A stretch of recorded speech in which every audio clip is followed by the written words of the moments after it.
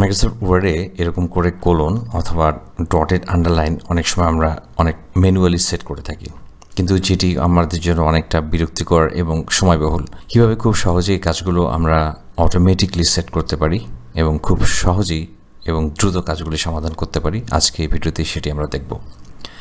তো এই জন্য আমাদের যেটি করতে হবে যে আমরা এটি সিলেকশন করে নেব। প্রথমেই রাইট মাউস ক্লিক করে আমরা প্যারাগ্রাফে চলে যাব এবং এখান থেকে ট্যাব সিলেকশন করে নেব।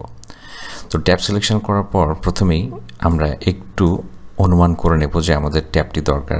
সাপোজ এখানে যে রুলার দেখতে পাচ্ছি, এখানে 2.5 ইঞ্চিতে আমরা সেট করতে চাই সাপোজ। তো এখানে 2.5, এখানে আমরা ঠিক লেফটে কোনো রকমের এখানে যে লিডার দেখতে পাচ্ছি সেখানে আমাদের কোনো রকমের স্পেস থাকবে না, এই জন্য আমরা এটাকে সেট করে দিলাম। এবং নেক্সট আমরা যেটি চাচ্ছি যে এটি ঠিক 5 ইঞ্চি বরাবর এখানে ডটেড আন্ডারলাইন হবে। তারপর আমরা এখানে 5 ইঞ্চি সেট করে দেব এবং এখান থেকে আমি এখানে ডটেড আন্ডারলাইন দিতে পারি, ডটেড আন্ডারলাইন বা শুধু আন্ডারলাইন, যেটা আমাদের ইচ্ছা। সাপোজ আমি আন্ডারলাইন দিয়ে দিলাম। এরপর আমরা এখানে সেট করে জাস্ট ওকে প্রেস করব। তো এখন দেখুন, আমি যখন এই পাশে রেখে একটা ট্যাবকে প্রথমে একটা ট্যাব প্রেস করলাম, তারপরে আবার ট্যাব প্রেস করলাম, তারপর এখানে আবার ট্যাব প্রেস করলাম, এখন কিন্তু এই ট্যাবটি 2.5 ইঞ্চি বরাবর সেট হয়ে গেছে।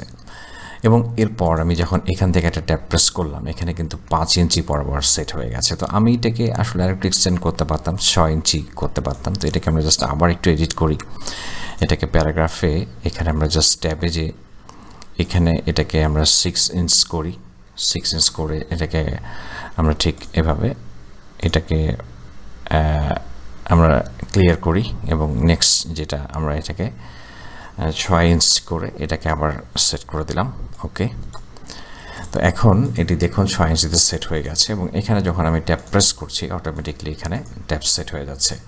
তো খুবই অল্প সময়ের মধ্যে এই কাজগুলো আমরা এভাবেই সাজিয়ে নিতে পারি। এটা আমাদের কাছে করতে যেয়ে অনেক সময় মনে হয় যে এটা বোধহয় বিরক্তিকর, কিন্তু না, আসলে এই কাজগুলো একবার সেট করে নিলে পরবর্তীতে খুবই সহজে আমরা কাজগুলো অনেক আনন্দের সাথে করতে পারি এবং অনেক সময় সাশ্রয় হয়। কিন্তু এই কাজগুলো অনেক সময় আমাদের অনেকে জানতেও চাই না ব্যাপারগুলো। আর আমরা চাইলে যদি মনে হয় যে হ্যাঁ, আমাদের এই যে ট্যাবগুলো এটি একটু সামনের দিকে নিলে ভালো হতো, তাহলে ঠিক এটাকে সিলেকশন করে এই যে ট্যাবটি 2.5 ইঞ্চিতে সেট হয়েছে সেটাকে আমরা একটু সামনে এগিয়েও নিতে পারবো। আমাদের মতো করে এটাকে আমরা আসলে রিসাইজও করতে পারবো এবং এটাকেও আপনি চাইলে একটু কমিয়ে বা বাড়িয়ে এরকম ট্র্যাক করে নিতে পারেন, তবে সবগুলো সিলেকশন থাকতে হবে। এরকম এগুলো চাইলে আপনি রিমুভ করে দিতে পারেন। তাহলে আবার এখান থেকে আপনি এখানে জাস্ট আবার এখানে প্যারাগ্রাফে চলে যাবেন। আবার দেখাচ্ছি, এখান থেকে প্যারাগ্রাফে চলে যেয়ে আপনি চাইলে এটাকে ট্যাবগুলোকে আবার এগুলোকে জাস্ট ডিলিট করে দিতে পারেন বা ক্লিয়ার অল করে দিতে পারেন, তাহলে সবগুলো ক্লিয়ার হয়ে যাবে।